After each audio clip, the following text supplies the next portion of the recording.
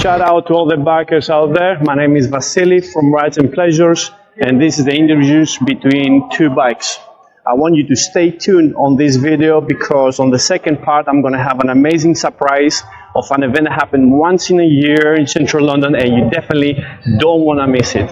So today is my very first interview, and I couldn't think anyone better than my friend Vlad, aka Viking on a motorbike. Vlad, how are you, buddy? Very good, brother. Yeah.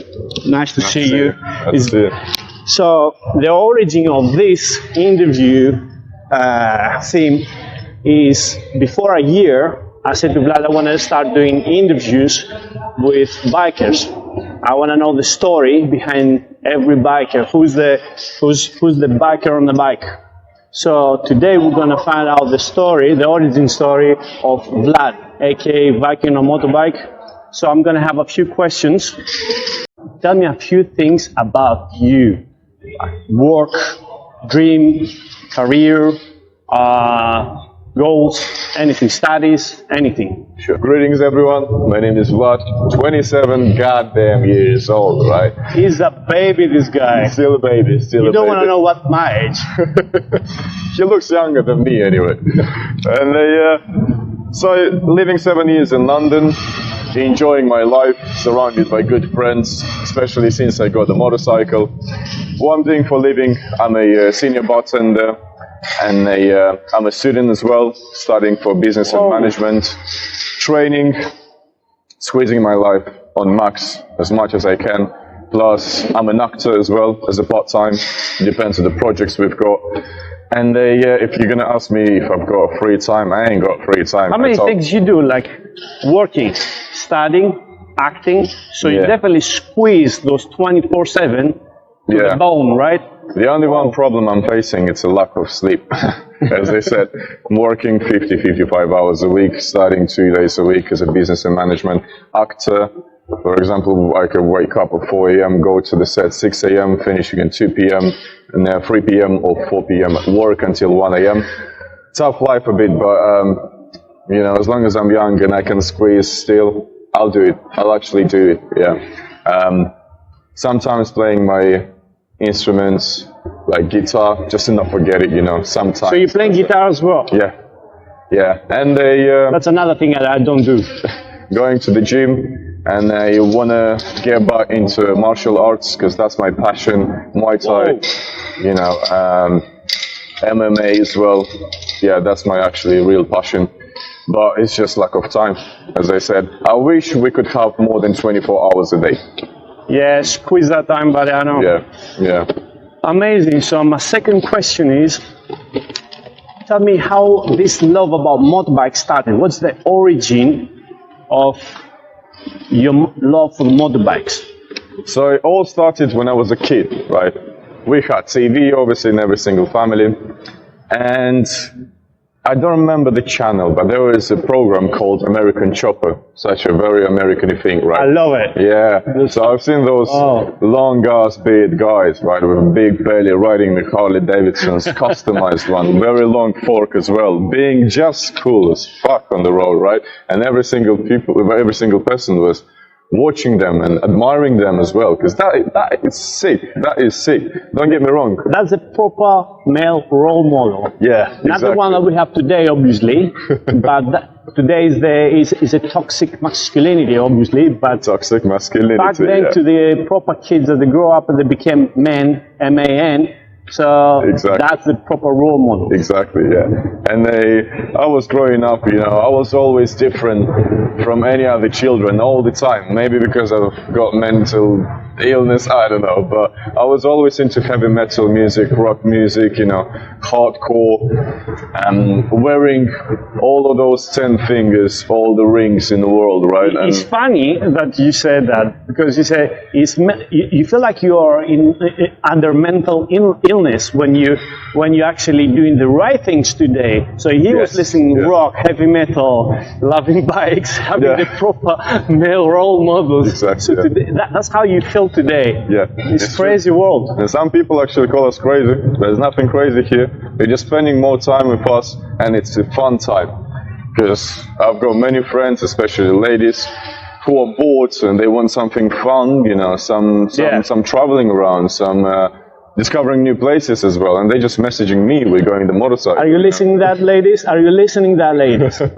Yeah. So definitely double click on the link on the description down below of his Instagram, and you send him a text. Are you free for a ride or something? Write some notes. And they, you know, as I said, wearing the rings, always dressing as a rocker, you know. Yeah. Having different haircuts all the time, so I had lots of problems in school. They were like, you can't dress like this, you can't come like this. I was like, well, I'm out of matrix, you know. So, and then, you know, years passed, I started to live in London, and I started to work at number 90 in Hackney Week. That was about 6 years ago.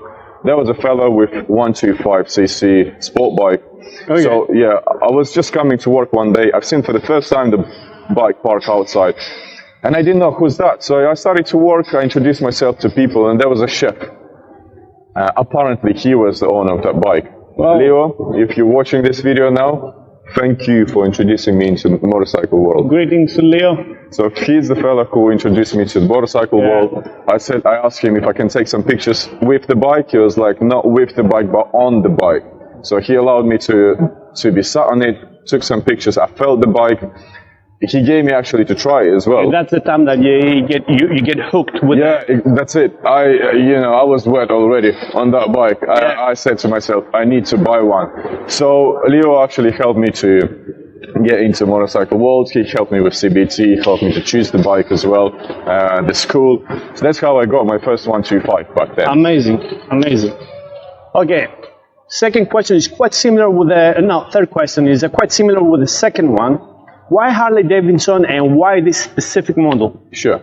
So, looking back on my 125, it was a cruiser as well. Yeah. I knew since then I wanted Harley Davidson because, first of all, Harley Davidson's got a very, very interesting and let's say fascinating history behind, right? Yeah. From World War II when they were making the bikes. It's kind of rhetorical when you ask why Harley Davidson is one of the best brands in the history of motorcycle.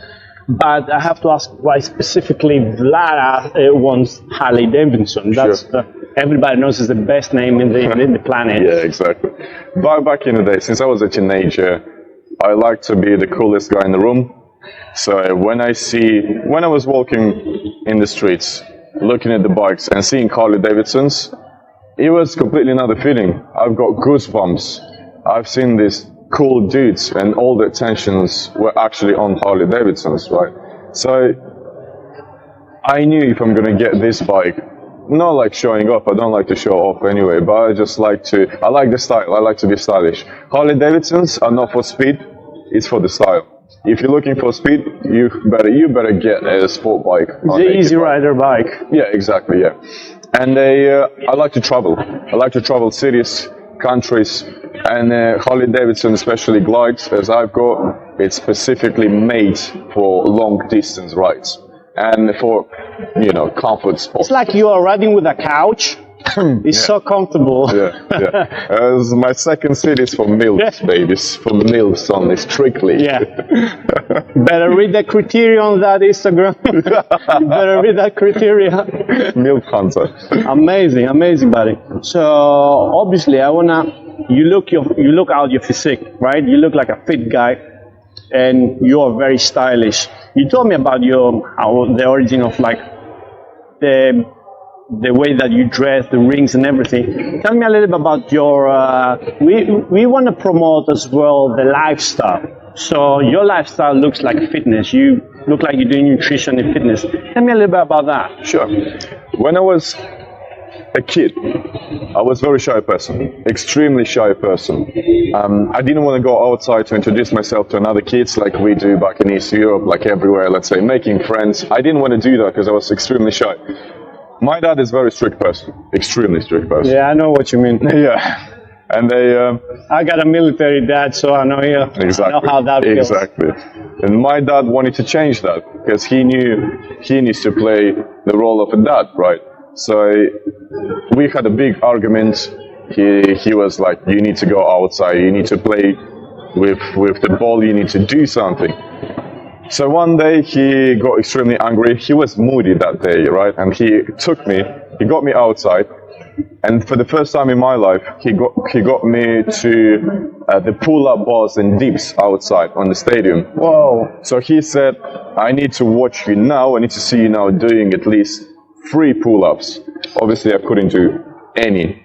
So every single day, my dad... And pull-ups are not easy, by the way. That's all. Every single day, 9 a.m., I needed to be at that stadium to train. At least for half an hour. So my dad was like, if I'm not going to see you through the window, because the window was facing the stadium, if I'm not going to see you doing at least 1 today, you're not coming home. And you know what, it could be bizarre actually for everyone, right? But I thank my dad, because of him, I'm still training, I still got a passion for martial arts. So 2 weeks, let's say, I was struggling. I didn't like it. I was crying as a little child, right? But then after 2 weeks, I was like, fuck it, you know, I actually need to do something. Yeah. It gets me stronger. Exactly, yeah. So I started to eat more, because my appetite back then, you know, when you're 8, 9, it's growing with you, let's say. I started to eat more. I started to train myself. My dad was not waking me up anymore. I was going myself. He was actually proud of me back then. And, yeah, I started to do myself. I gave myself 1 month, so after 1 month, I was managing to do 2 pull-ups and 6 dips, right? So that's when I got this passion. Maybe automatically, maybe not, I don't know. But so then you become bigger and you start chasing the bullies in the school. So you become a bully for bullies. Exactly. Yeah. And then I went payback time. Yeah. I got some beef now, so we all remember that. Yeah. And after that, I went to swimming pool. My dad was obviously paying for my membership at swimming pool. When you swim, let's say 3 or 4 times a week, your testosterone is just on max level. Yeah. It gives you a great appetite as well. So I was actually growing pretty fast, and my mom was so down to cook for me. My mom was actually sick of it already. And when I was 11, 12, my mom actually taught me how to cook because I was eating a lot. Since then, I'm cooking myself anyway.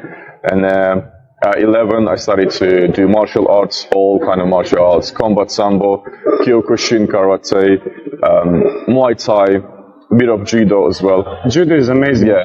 And Brazilian Jiu-Jitsu as well. The best. And I stopped at MMA when I was 16 because I didn't really have time back then because I was in school and working as well. Welcome to the other life. Yeah, exactly. You have 0 time. You have to squeeze even harder. That's it, yeah. 24/7. Yeah, that's how I started to go to the gym because going to the gym is flexible. You can go whenever you want, basically. And yeah, that's how I stopped on the gym. But I want to get back to martial arts because that's my passion still. Amazing, buddy, amazing. So tell me, the other question, I think is the 4th question. To be honest with you, I don't care which number of the question is. It just come naturally now. Which place are usually you going? Which place is that? That's the pleasure side of my title. Yeah. So it's rides and pleasures. So the pleasure side is the place that we go. We're going for burger. We're going for a tea or for a coffee. Yeah, believe it or not, we don't drink that much, especially here in London. So I want to know which place you like to ride. Sure. So girls, you're gonna find me there, by the way. Yeah, we've got a few places in London, which is very popular for everyone. Yeah. So first one, I was working there for 3 years. It's called Bike Shed, which is in Shoreditch. You go there, fantastic place, fantastic. You go there with your bike. You've got the parking inside of the place. Yeah. You've got a restaurant, obviously the bar, the barber shop, tattoo shop.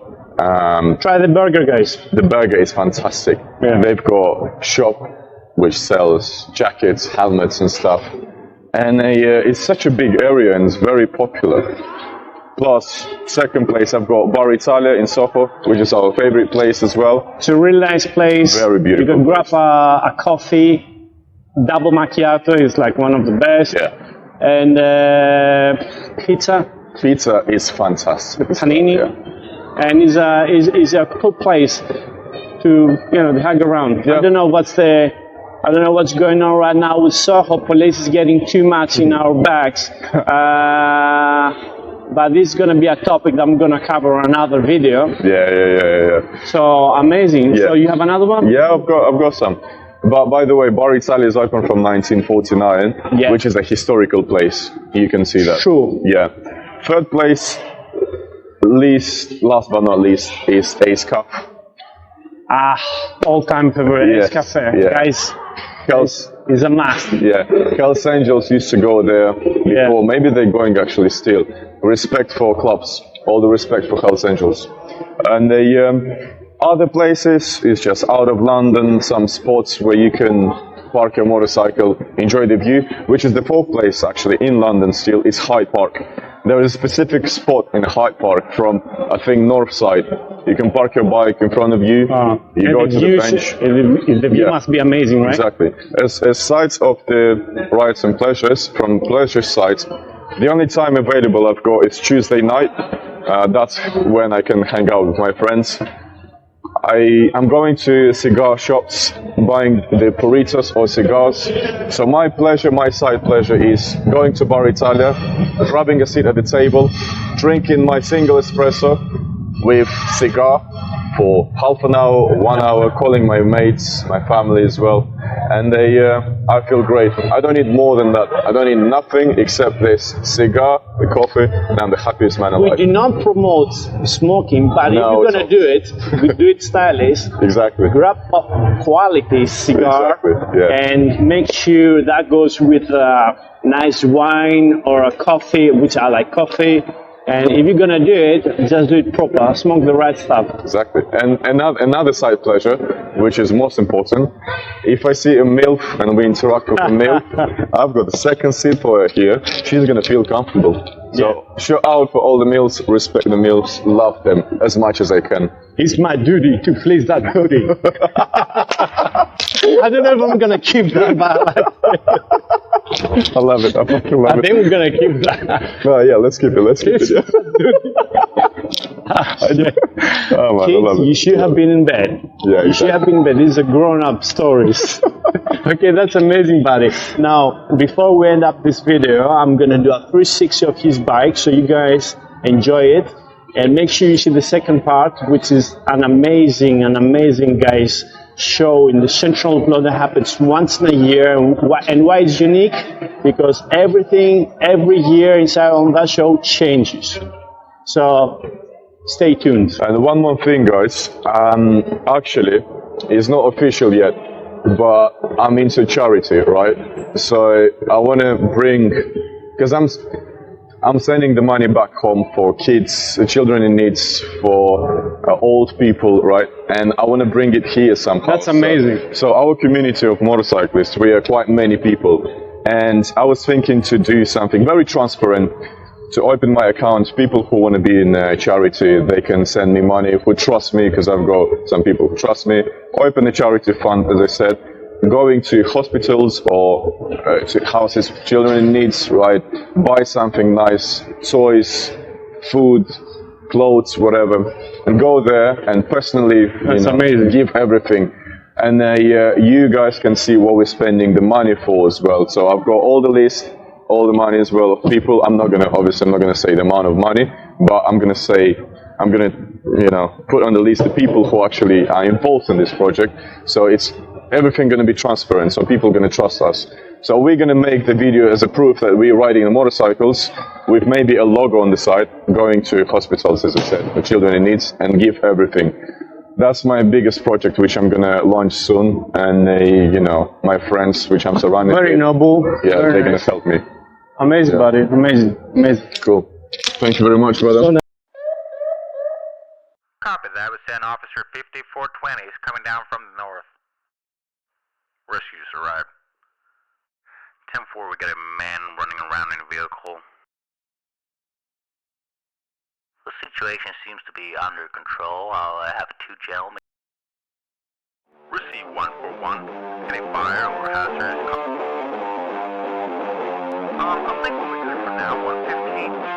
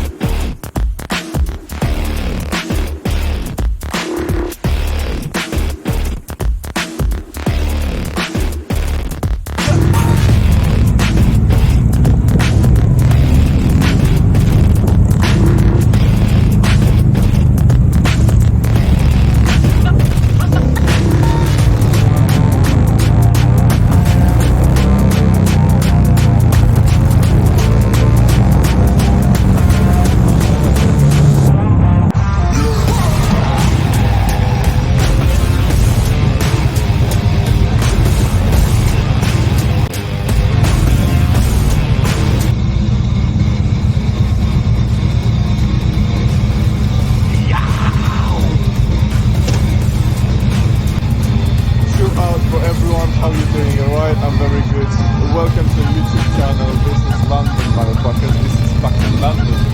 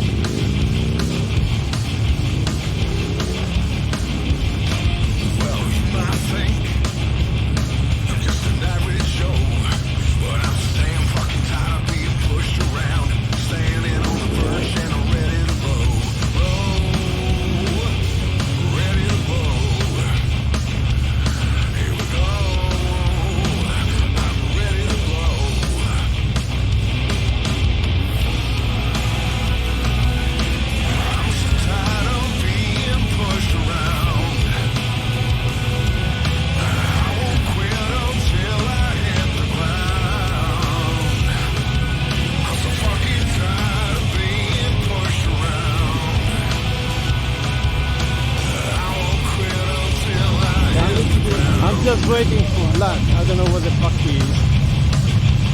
I found him a spot and I'm looking around. Where is he?